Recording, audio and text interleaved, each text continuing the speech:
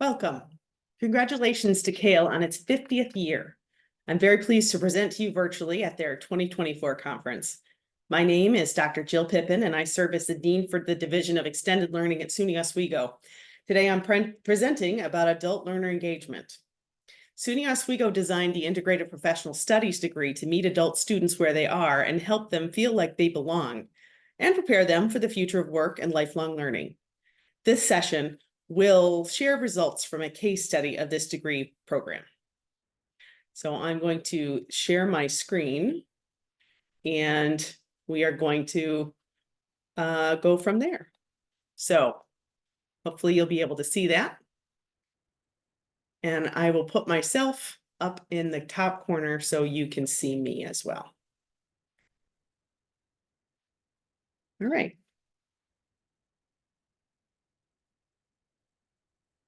The outcomes of our session today are twofold. To understand the foundational mission of and imperative for regional comprehensive universities to serve adults, but also to review the outcomes of a case study that examined the program design features that impact attraction, enrollment, and persistence in a degree program intentionally designed for adult learners. So the context today is going to start at the public's perception of higher education. So today, the public's perception of the value of a college degree is under fire. If you're in higher education, you can't have missed that. At the same time, universities are being hammered by culture wars and diminishing return on investment narratives, which create the potential for a long-term threat of an anti-higher ed echo chamber, which, despite evidence to the contrary, is having enrollment impacts. People are listening to the narrative of why go to college. It's not worth it.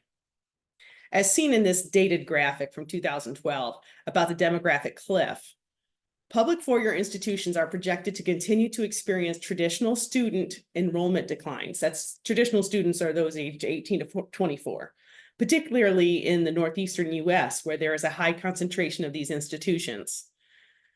The traditional age demographic declines 12 to 15% over the next decade due to a fertility decrease because of the Great Recession of 2008. A sharp drop of 100,000 students per year is predicted between 2025 and 2029. EAB calculates that the demographic cliff represents a 6.3% decrease of traditional age students on college campuses. That's 1.4 million students. While they project a rebound in the 2030s, EAB has also been studying the worldwide peak population projections, which could result in a 21% fewer youth between 2041 and 2100. So to put that in perspective, that's almost 3 times the size of the pandemic era enrollment losses. World populations could peak by 2055 overall, but some countries are peaking far earlier. In the US, it's predicted to peak in 2060 and then have an 8% decline by 2100. While they predict that China already hit their top population in 2022 and will decrease 29% in 2100. So demographic influences are going to continue to dictate enrollment realities over the coming decades. So looking more at New York, like that circle in the previous graph, SUNY Oswego, where I'm from and where the case study took place, is in New York, upstate New York, to be specific. So looking at more recent reports, we see the left graphic here regarding New York State showing that public institutions have been declining in enrollment prior to the demographic cliff timeline. So compared to national enrollment represented by the graph on the right, you can see New York State has fared worse than the rest of the country leading into the cliff. And if you can't see this very closely, the national is blue, New York is orange. So what we have here is a bit of a storm, particularly in upstate New York. So it may be surprising to you, or maybe not, since you're at the Kale conference, that over the past 40 years, almost 2 of 5 students in college are adult students. In fall 2022, adult learners accounted for 23% of the 12.8 million pursuing an undergraduate degree in the US, which is approximately 2.9 students. 42% of those pursuing online education were 30 and older. The vast majority of college-going students are non-traditional in some way, and again, if you're at Kale, you know this already. 75% of students have at least one of the non-traditional student characteristics. However, assessments of overall college success in the US only measure traditional student information. IPED's data compares institutions based on first-time, full-time retention and graduation rates of traditional students, which inform federal economic models. Performance-based funding, ranking systems, and financial aid policies, as well as college entry processes, curriculum, and supports are overwhelmingly designed for the young adult phase of life, leading to neoliberal pressures on campuses to prioritize serving traditional aged students. The significance of this is that it is increasingly difficult to build a meaningful and successful life in the United States without a four-year degree. And that's despite the echo chamber of return on investment woes that higher ed has been facing. There is an increasing divide between Americans with and without a bachelor's degree. Four-year universities are engines of equity, providing access to education where the benefits of completion are higher lifetime earnings, increased longevity, increased resilience as upskilling for future work supports social mobility, and then generational wealth for families. In 2019, only 36% of Americans aged 25 and up had a four-year college degree.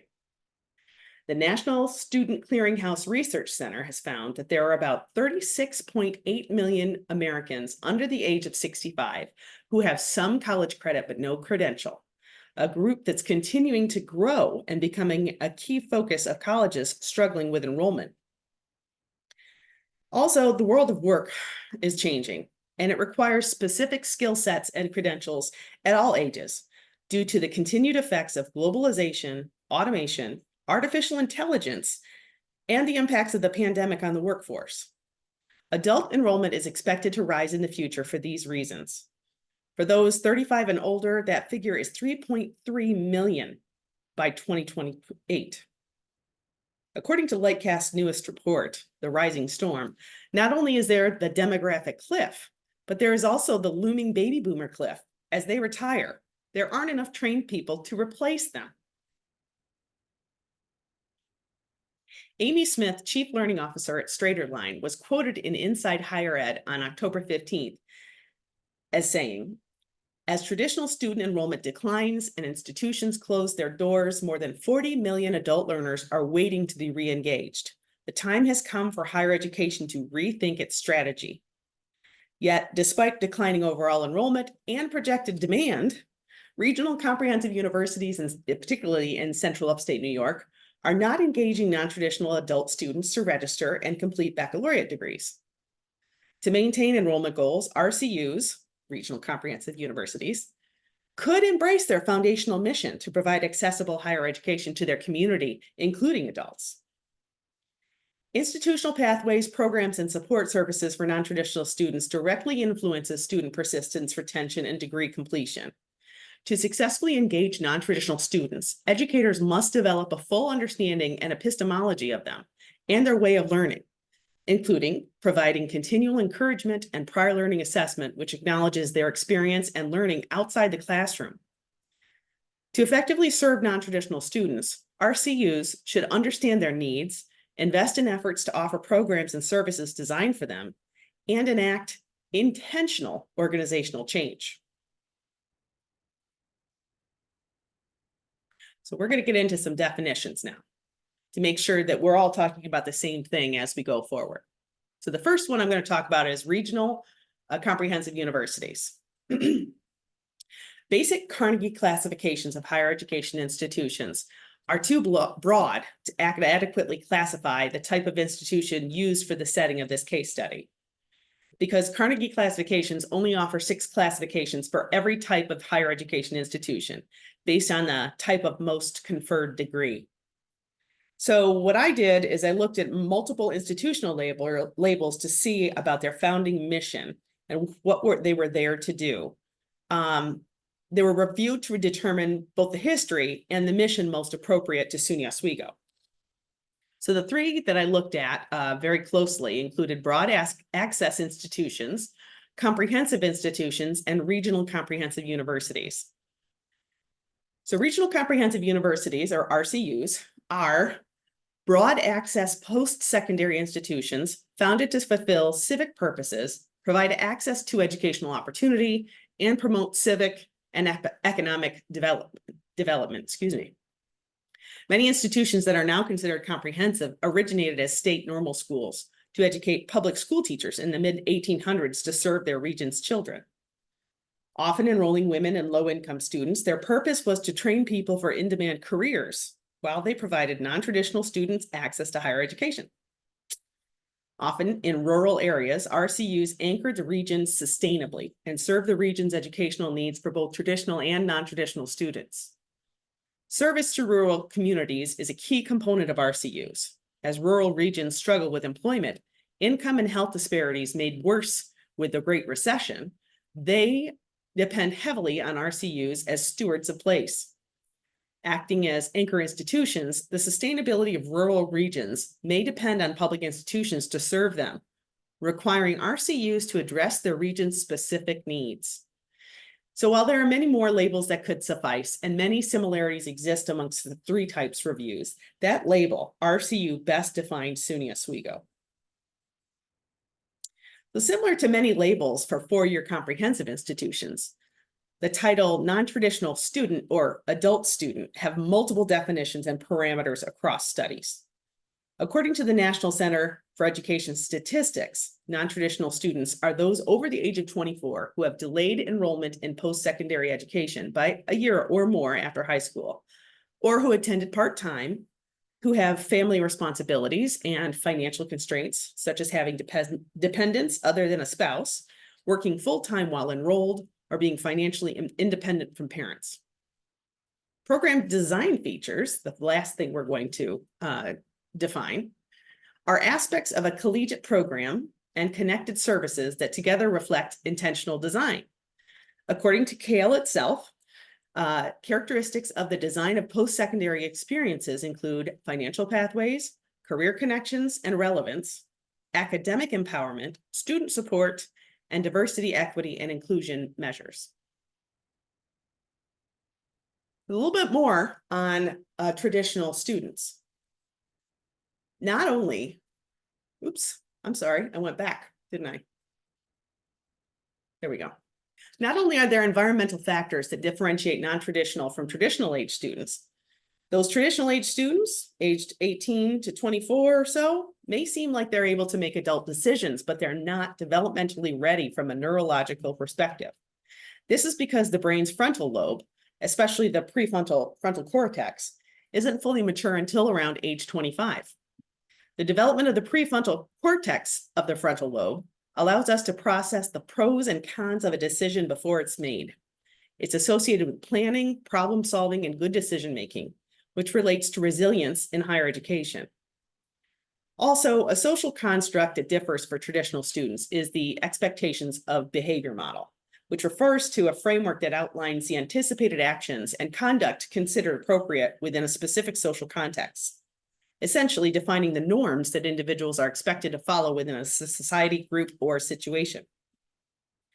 For traditional age students that are developmentally learning how to make decisions and society is still treating them as a dependent, they can rely on others like their parents or their friends to help them make reliable decisions and to help them understand acceptable behavior. But not all people under 25 may be described this way, of course. Military veteran age 22 may have been deployed, held a leadership position, been married, had children, owned a house, and therefore act more independently like non-traditional students because the expectations of behavior model has shown that there is a higher or different expectation of that person's behavior. But basically what I'm saying here is that due to their life experience and age, mature students possess significantly more developed skills in resilience, emotional regulation, and problem solving that may be applied to higher education. So when we say adult or non-traditional students, as much as we say age 25 and over, as the example with the veteran here, there may be others that do also fit this definition, of course. So what do I mean about non-traditional or adult student characteristics that actually pertains to this study? Well, the first thing is their motivation to enroll include attaining knowledge, preparing for further study, and career progression. yet at the same time requires that life circumstances in which family and career duties allow study. Some students cite a personal desire to finish to be a good role model to their children, and they want immediate life application from study. They consider cost, academic majors, financial aid, flexible and accelerated course formats, and so on. In terms of a barrier to retention, once they get there, they're interrelated and span interpersonal, career, and academic needs that are constantly evolving and never fully addressed because of their multiple life roles. Non-traditional student success is aided or hindered by policies and programs at their institutions. They can report feeling that there's a lack of institutional support and student services that understand their needs, such as appropriate course scheduling. Non-traditional students must successfully adopt an academic regimen, navigate inter-role conflict, identify finances, and integrate into institutional environments to achieve a sense of belonging necessary to persist. And finally, the benefits of completion, which I touched on earlier. There is an increasing divide between Americans with and without a bachelor's degree. So when we're talking about resilience, we're talking about upskilling for future work. What that does is future-proof students. And so we know that the benefits of completion are there for those with some, particularly for those with some credit, but no degree. So now let's talk a little bit about the site of our study. SUNY Oswego, as you see right there, is a map of New York State in northeastern United States. And SUNY Oswego was founded in 1861 as the Oswego Primary Teachers Training School by Edward Austin Sheldon. He popularized some of the most innovative teaching methods of his day.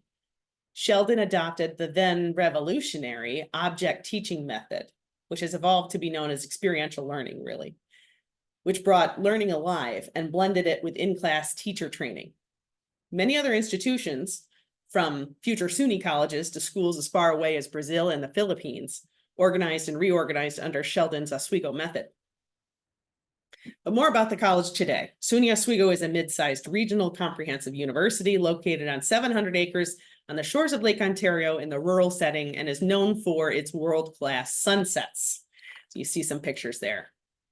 SUNY Oswego serves approximately 7,500 FTE in its programs and offers more than 70 undergraduate programs, 70 undergraduate minors, and 40 graduate programs. And as you can see, because we're right up there, up on the corner of the lake, 2/3, or at least I'll say 25% of our catchment area is fish and water for student recruitment. SUNY is part of the State University of New York system of 64 colleges and universities, which span multiple institution types. And although the institution primarily serves traditional aged residential and community college students, it has a history of serving adults in its region since inception.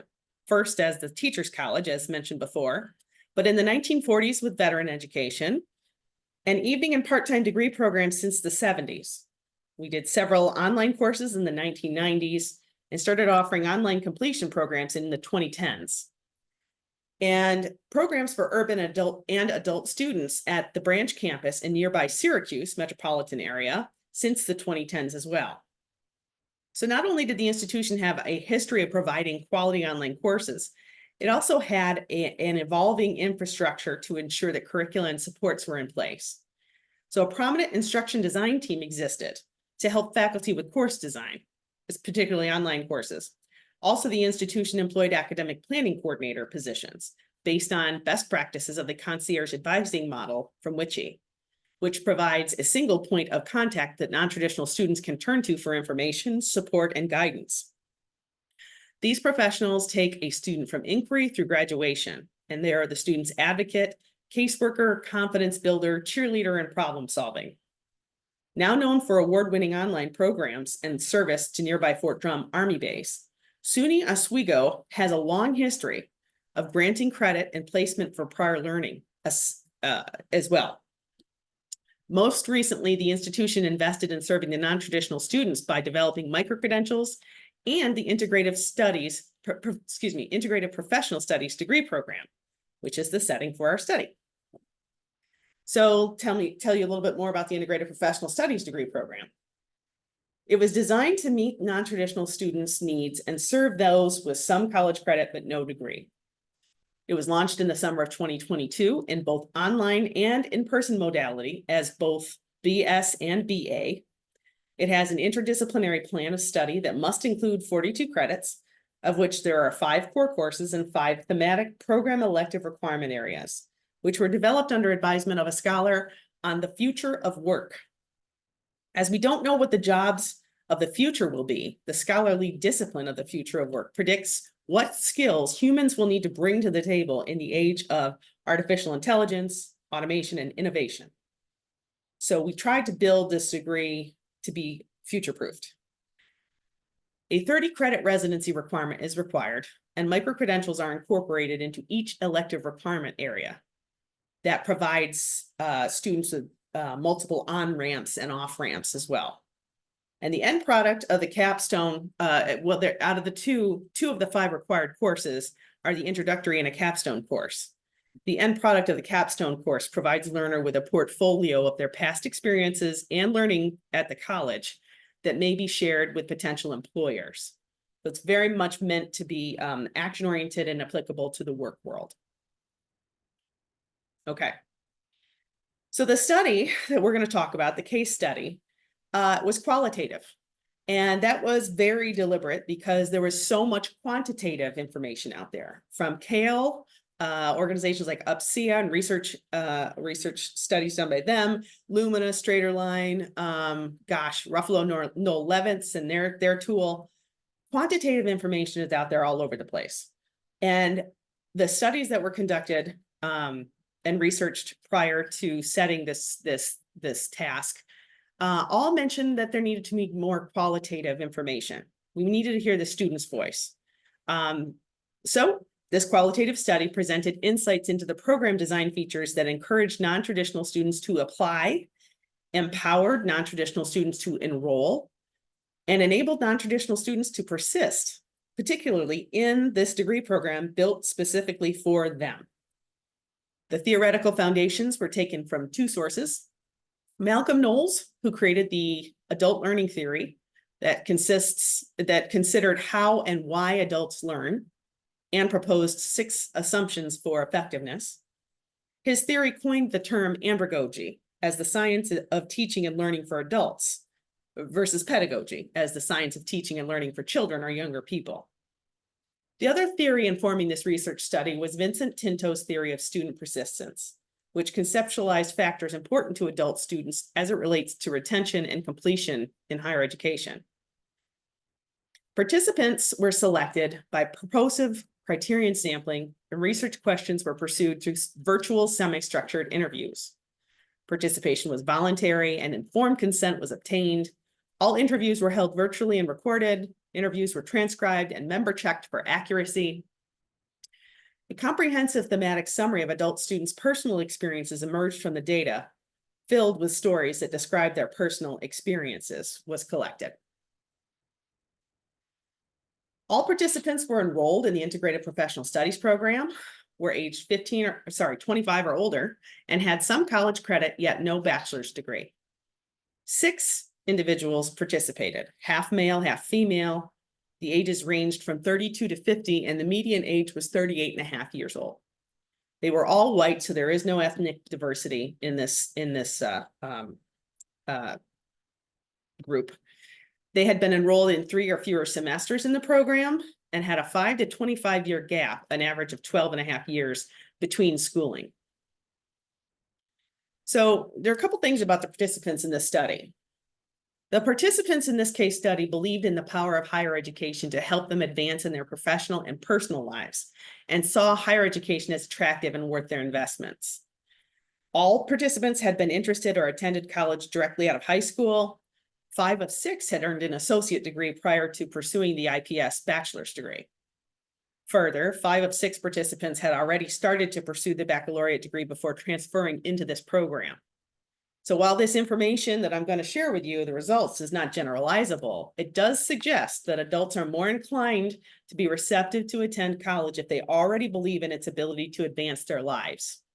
Therefore, the population lacked diversity such as age, maturity, depth of experience with a program, as well as geographic, ethnic, cultural, or socioeconomic diversity. So what you see in the image to the right is my kind of rudimentary visual representation of the study results. They were grouped according to the 3 stages: apply, enroll, and persist, and then into 5 categories, which may be viewed according to the graphic. We're going to be breaking this down with some direct quotes from the interviews. So I apologize in advance as the direct quotes get quite wordy. I'll do my best to summarize while giving you the ability to pause the presentation to read the entire quote if you like, since it's recorded. So research question number 1. What program design features encourage non-traditional students to apply to the integrated professional studies degree? So every participant stated that multiple times their leading motivation to apply was to advance their career. For them to apply, the IPS program had to incorporate preparation for a career that was relevant to their professional goals. Participants unanimously and frequently mentioned that they applied because the IPS program was designed to optimize their efforts. The category, practical, evolved from interviews with participants who identified their need to make the best and most effective use of their resources and options. And participants applied to prepare for a career because it was pertinent to their professional goals, had a planned path, and prior learning was applied. However, they urged us to expand our prior learning options. Aligned with Knoll's theory of adult learning, for study participants to take the action to apply the IPS program needed to be relevant to their work, enable job progression, and align with their career aspirations. And most importantly, consistent with other research, participants wanted to optimize their efforts, money, and time on studies that would directly benefit them. So here are a couple of quotes illustrating this. They shared that they sought a program that was directly applicable not only to their long-term career goals, but classroom learning that could immediately apply to daily work. They wanted to be able to customize their program as much as possible to optimize their time and learning outcomes. I wanted the degree because being able to check that box will keep you from being rejected by AI before a person ever even sees your resume. The next quote: I lost a job I had at my firm during the first week of the pandemic. It was, meaning this person came back to the IPS degree, specifically to get a job that was requiring a college degree, because it's not so easy to just get rid of those sorts of people. And someday down the road, I want to start a family. I want to try to position myself to join management, get on days because this person is working swing shift, and have a little more of work-life balance. I literally made the program fit exactly how I wanted my outcome to be. And this slide has direct quotes for the pertinence to professional goals. I like the fact it focuses on what work is going to be like, as opposed to here's how you do this job, because that's the world we're going to be living in. The micro-credentials are an interesting component for me. You can really focus and have it really geared toward what you want to do. The customization piece was there. And I can speak with my experience, but also continue to have takeaways I can utilize on a day-to-day basis. I'm not just taking a class to check the box so I can get a degree. There's actual stuff that I can apply in my day-to-day. How I conduct myself at work, how I can conduct myself and my team, and things that I can kind of even share with them a little bit to help them develop and get that perspective as well. Direct quotes for the pertinence to the planned path. The academic planning coordinator was like, this is going to take all your credits and this is your fastest line to be done.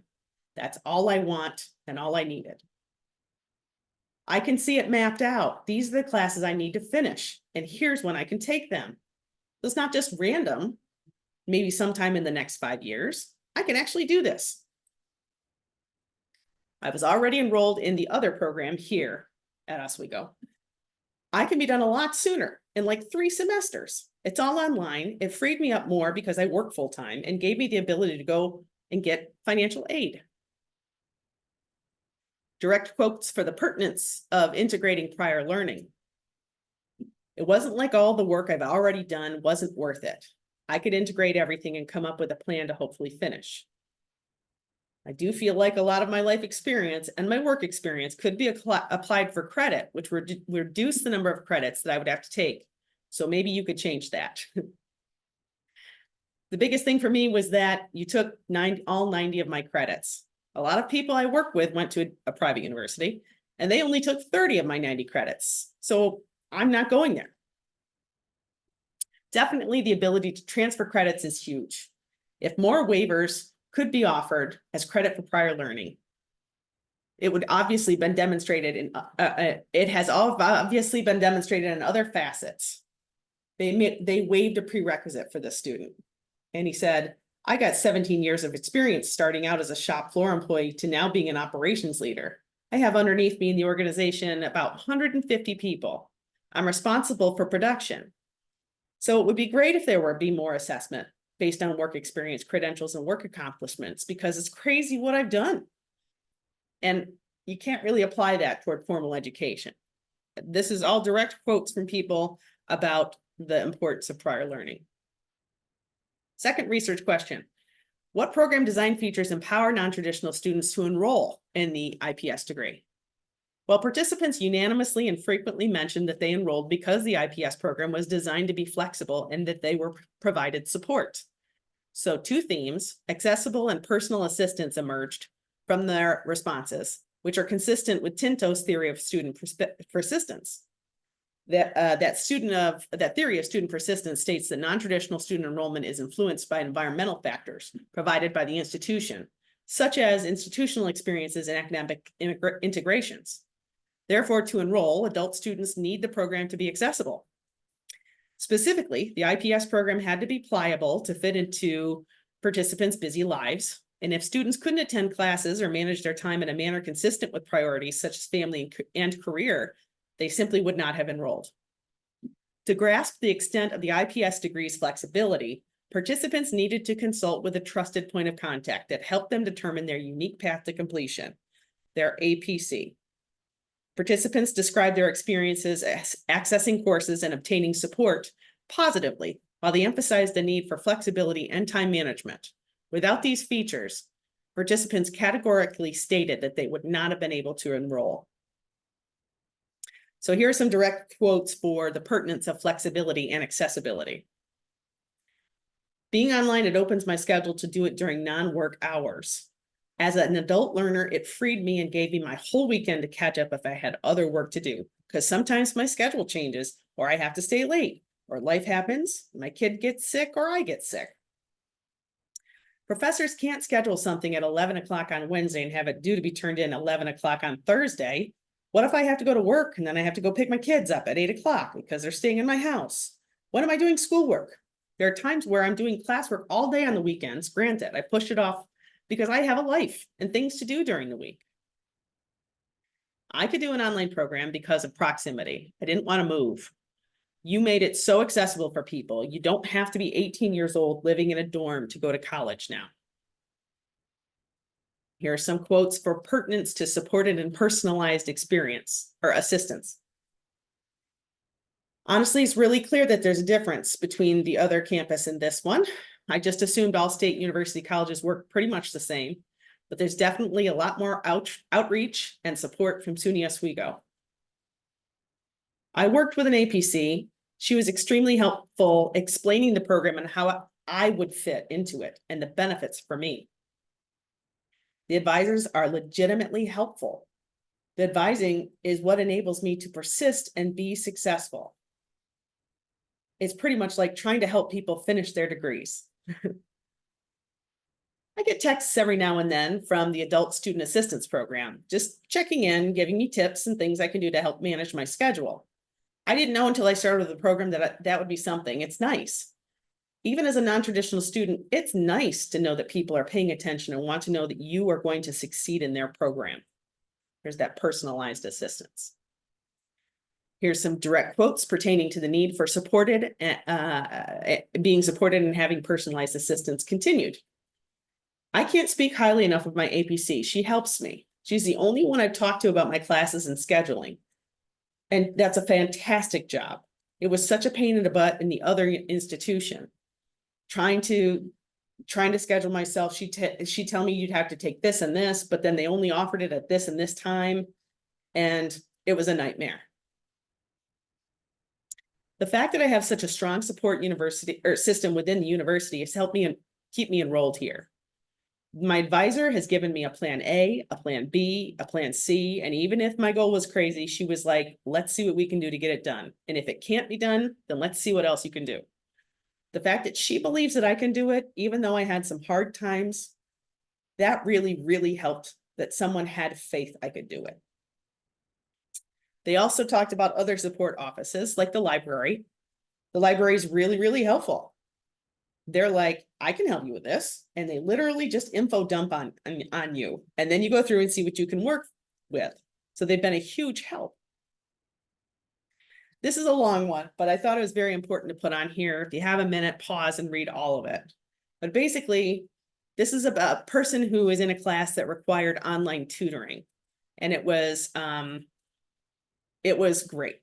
They said they had to use the online tutoring and that it was phenomenal. Couldn't believe it was a great resource. They couldn't believe that they didn't use it when they were a younger student because they just realized how much it really helped them get over the hump of the content in the class. Being an adult learner, all of our situations are so different. You have people trying to re-enter the workforce. You got people that are currently in the workforce. There's probably hundreds of different stories to tell, and they're very supportive and just very, very understanding. So research question 3, what program design features enable the non-traditional student to persist? Participant responses describe the need for program design features that enabled them to have an intentional and committed approach to pursuing the IPS degree. This aligns with Malcolm Knowles' theory of adult learning, which defined the characteristics of adult learners by pointing to differences from child learners other than age: self-concept, adult learner experience, readiness to learn, orientation to learning, and motivation to learn. The core of his theoretical findings is that non-traditional learners are different than traditional learners and therefore require different educational approaches. So intentional and consistent curricular design and professor interaction were very important because participants care greatly about their grades and return on investment for their time and money. They want to do well and get the most out of their investment in time and money. And in this, non-traditionals acted more like consumers than traditional college students. And they expected a level of respect and attentiveness from their institutional representatives.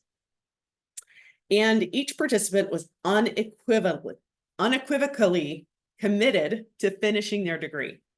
This aligns with research that indicated intrinsic motivation as the best predictor of adult student success, and that confidence in graduating positively influenced persistence of non-traditional students to such a degree that it may counteract consideration of withdrawal when facing factors that typically divert others.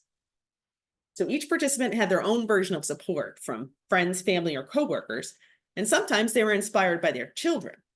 Most were emotional when they talked about aspects of their lives and when they recalled the reasons for their educational gap. And while most did not regret their decision to pause, 3 of 6 indicated shame or discomfort at being older and not having a bachelor's degree. They felt that it was something they should have earned in the normal pursuit of life and had failed. Direct quotes for pertinence of intentional instructional design and importance of the return on investment include, they've been really great about timely grading. So you know what you're doing before the next assignment. And that's important to me because if I'm not doing well, the next assignment's already submitted. I don't know how I did on it on the previous one. I don't know what I need to work on. My grades are really important to me. Being able to communicate with my instructors and get positive feedback is valuable.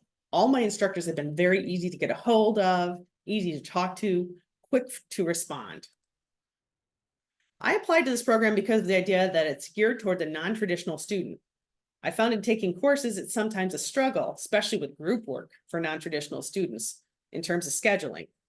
I have two group classes, 2 group projects and I'm paired with traditional college students. They're in classes during the day while I work full time. We can't meet because our schedules don't match. With the way things worked out at my job, I can only handle 1 class and do well. I do not want to do a bad job. I know that SUNY Oswego is looking at not just overall students, but students individually, and that makes me feel good about the institution as a whole. Some more here. Eliminate group projects because it's a huge stress for me. In the workplace, when you have group projects, everyone is paid to be there. They have to do the work because that's their job. In school, not everyone does. I have a group right now. We haven't met, not once, and it's due in a month. It's stressing me out. I work days, he works night. The other one works in the evenings. I'm not sure how we're going to complete the project. Online classes, some teachers stray away from the setup of Sunday at 11:59 p.m. due dates. It drives me bonkers. There are some teachers that teach the classes meant for older people like myself, and they still do crazy due dates. It means that it's due at 7 p.m., but I don't get out of work until 4:30. I don't get home until 5. I have 2 hours to do something. That's insane.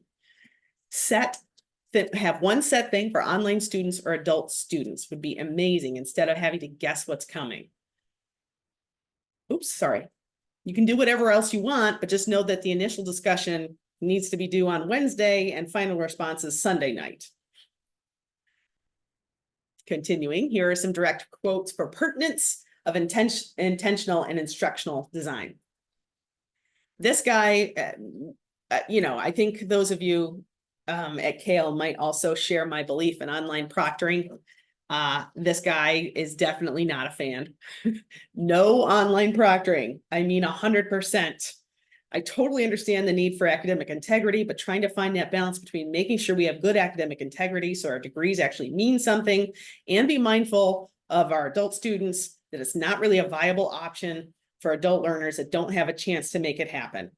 This is definitely the big thing. It's obviously tailored toward adult learners, right? So shouldn't it be inherently flexible? Online proctoring is very rigid, not sensitive to the situation adult learners will be in. Please provide professional development for the professors on how to do online stuff. This program is fantastic. The only issue is the professors. I don't want to be mean or anything. It's just the truth. The biggest thing is getting professors to understand what adult learners actually are and what online learning actually is. The professors that don't understand life, it's the biggest issue. They've taught in the classroom for like 25 to 30 years, but they don't get adult learners. They don't understand how online stuff works. I have a group project online next week. Please tell instructors to stop doing that. It's utterly impossible to do a group project online. Everybody has different schedules. Nobody wants to give their personal numbers. I work. I'm not going to look at any of this until Sunday. I have my daughter's dance competition. I'm not going back and taking a look at this until Sunday. The retention probably is difficult when life becomes a struggle for a lot of non-traditional students. And things happen. You have kids, and all of a sudden, I don't have time for this, for the energy, and I'll get back to it later. So the direct pertinence of being committed and displaying grit. I hate to say this, but I don't feel that a bachelor's degree is all that impressive, which is why it's embarrassing for me that I don't already have one. But I know that there are people who will assume things about your intelligence or capabilities based on whether you have one or not, and I just don't want that to ever be brought into question about me.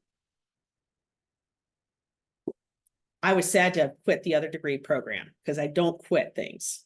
It still really annoys me that I had to, but life happens. This was the best way to set out and finish what I've already started and invested so much time in, and the fact that it's also applicable to being in the workforce already. I made a pact with myself. This time I'm just going to keep going. I'm so close, I'm almost there. The one thing I would say, don't get discouraged because it's hard. The more you do it, the longer you've been at it, it becomes part of your life and you get used to the workload. At this point, I know I'll complete because I already put a lot into it, money and time. Direct quotes for the pertinence of having personalized supports.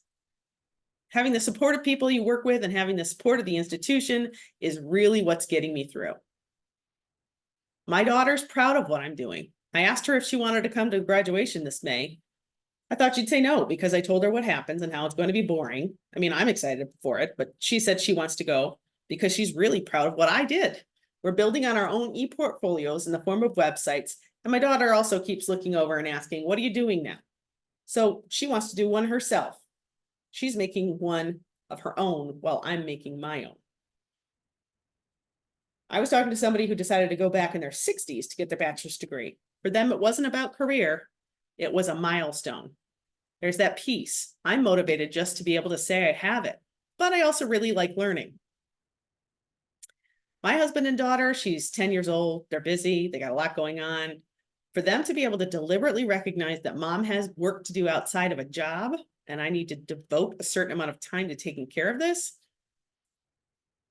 that's huge. For them, they have to understand and respect that, to carve out time for mom to be taking care of mom things. Not everybody gets that. One of my closest friends from high school went back to college after I did because she kept hearing me talk about the classes and how it was going to benefit from me. Of course she can do it. It doesn't matter how old you are. If you want to do it, you can do it. Another piece from the support. My mother's evaluation of me. Personally, I hope there will be a permanent element of pride within the relationship that exists between me and my mother regarding acquiring the degree. Why do I know I'll finish? Really, my children, just so they can see dad not giving up. I'm going to be walking at graduation. I need to show my kids why I was working on things and not playing with them. I need to show them what it was for. Well, I don't want to tell anybody that I'm still going to school at 23. I sound like well, my mother's going to lose her mind when she sees me finally walk. She knows how hard I worked and everything that's gone on through my life. I had kids super young. It's been a struggle, and she needs to see this along with my children. Walking at graduation, well, that's a funny thing. I argued with myself. Is it ridiculous to walk the stage? Because I don't want to celebrate this because it's shameful that I didn't already get my degree. And I was like, knock it off. People have lives. Things happen. You've got it. I'm going to walk it. And I can tell you, ladies and gentlemen, that I've seen these people there. And every time I do, I get a chill up and down my spine and start to get teary-eyed because they just stare at me and they point at me and they're so proud to have finished because most of these folks have finished the degree. So the findings, the IPS degree was created to address inequalities and provide supports in response to the needs identified by past research and best practice. Most of the program design features that were described by participants in this study aligned with existing research. There's nothing all that surprising in here. However, some widely held and generally accepted limitations of non-traditional students about program design features that they could address were not mentioned by the participants. So, for example, no participant mentioned course length or accelerated alternative course formats specifically, though they did reference wanting to complete as soon as possible. And while only 2 of the 6 interviewed in the study mentioned the need to keep the degree affordable, a personal lack of funds, or the need to stay full-time to have financial aid, other scholars cited funding as a common barrier to enrollment. But since they were already enrolled, I basically assume that they had already dealt with that roadblock. There's also no mention of childcare concerns, even though 4 of the 6 participants acknowledged having young children, and 2 explained that their kids either understood to stay away when the sign was on the door since mommy was studying, or they sat down and watched videos or tried to join in assignments with their parent, as described earlier. That suggests that since their courses were online, they didn't use childcare services, but still had to navigate the situation. And there was no mention of engagement or sense of belonging. The 3 most common recommendations students shared were to increase access to more prior learning assessment for credit or placement, common and andragogical course design, and more marketing. Students commented that they fell into the degree and were enthusiastic to tell others how they were able to complete, and they recommended more marketing and recruitment. They often noted that they apply and enroll simultaneously because they have already researched the institution, program, cost, and fit before they apply. Therefore, it's essential to have clear and overt messaging on the website and recruitment materials. And finally, as referenced earlier, this study underscores that non-traditional students feel embarrassed and like they didn't succeed at some element of adulthood by not completing their baccalaureate degree. But upon reflection, we're fiercely proud of their perseverance and wanted to show their success to the people that matter to them, be they kids, spouses, or parents. This study provides evidence that program design features held as best practice for non-traditional students with some college but no bachelor's degree are effective. However, common sense does not equate to common practice. Regional comprehensive universities are not serving a non-traditional student audience well. Leadership at RCUs should recognize the imperative to serve the non-traditional student audience, understand the elements required to succeed, and commit to creating an integrated approach which enables non-traditional students to learn at their institutions. This study clearly indicates that non-traditional students require a multidimensional array of program design features to be successful. It also suggests indicators should be developed to successfully evaluate programs for adults. Offering programs that are incongruent with working adults trying to complete and achieve a credential and better their lives requires the institution's clear vision and strategic leadership with a strong and intentional commitment to prioritize it as a major integrative initiative. Neoliberal influences have a real impact on an RCU's ability to stay mission-driven, particularly when funding sources are legislatively tied to their core operation. Basic Carnegie classifications bear a substantial influence on policy and resource decisions that affect access, success, and advocacy, another neoliberal influence. Use of a more accurate classification system for funding, goal development, and a framework for policy discussions could result in providing broad access to students and measurements of institutional effectiveness. The value of higher education is under fire, and leadership must better communicate the power and impact it has on lives. Participants in this case study believed in the power of higher education to help them advance in their professional and personal lives, and saw higher education as attractive and worth their investment. So again, strong messaging and marketing campaigns regarding the benefits of higher education are needed because they are the most likely people to come back. Successful programs require intentional program design features. Prioritizing and placing intentional emphasis clearly visible within and outside the institution via policy establishment is essential for efficacy. Policy established at the presidential and provost levels of an RCU must clearly reflect that non-traditional students are an important part of a comprehensive enrollment management plan.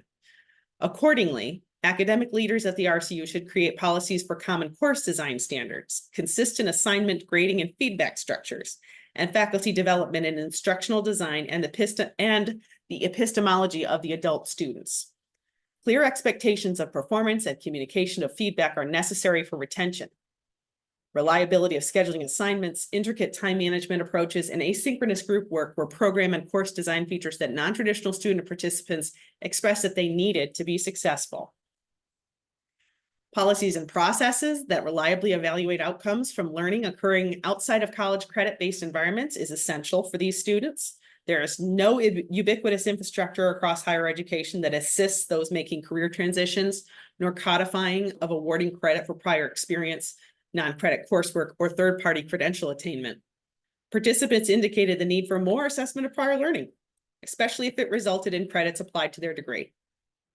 Establishing a portfolio or alternate way to recognize this learning would entice more adults to complete, provide students the confidence they need to start and persist in college work, and allow students a more direct pathway to complete their degree. Students that participate in creating a portfolio of their prior learning would be able to also better articulate their narrative and skills to potential employers because they'd be able to describe their range of knowledge and experiences and relate it to work. So establishing a strong policy and process helps to reduce barriers to entry and persistence. Providing a concierge advisor, or in this case, academic planning coordinator, was a major factor in the enrollment and retention of a non-traditional student. They had one person who knew their story, who was their advocate, cheerleader, and administrative problem solver, so they could focus on learning. Increasing degree completion has ramifications for individuals and society in general because educated adults are an essential part of the stability and growth of the nation's economy. Individuals benefit from higher wages, the ability to attain well-paid jobs, lower risk of unemployment, higher quality of health, longer life expectancy, and improved happiness. Society benefits from higher education attainment by the higher productivity of other workers and outcomes in general, such as lower crime rates, and an increased engagement in democracy, resulting in civil society where more work and upward mobility is possible. In conclusion, RCUs need to speak to adult and non-traditional students, as this audience has the potential to buttress flagging traditional student enrollment. This study is important for executive leaders to understand the value and potential of serving non-traditional students so they can avoid those neoliberal pressures to ignore them. This is part of the mission of regional comprehensive universities as a classification and should be seen as integral to a sustainable and holistic enrollment management plan. Leaders have the responsibility to ensure their region is served and that lifelong learning is possible for adults to reskill and upskill throughout their lives. Continued education helps to provide communities with equal opportunities, not only in jobs and economic development, but in range of thought and potential. It is a matter of social justice to ensure that RCUs serve the adult and non-traditional students. As adult students increase demand and the number of traditional age students decline, it is in the best interest of RCUs to serve their region and intentionally serve non-traditional students from economic, mission-aligned, and social justice perspectives. As a form of applied action research, this study is intended to provide the basis for action and change. It is not only noble, good, and right to provide non-traditional students access to higher education delivered in a way that satisfies their needs. It is the economic engine needed in the face of the changing higher education and workplace environment. I invite you to reach out to me via email should you have any questions. And I thank you for your time today. Have a great day and a lovely CALE conference. Thanks.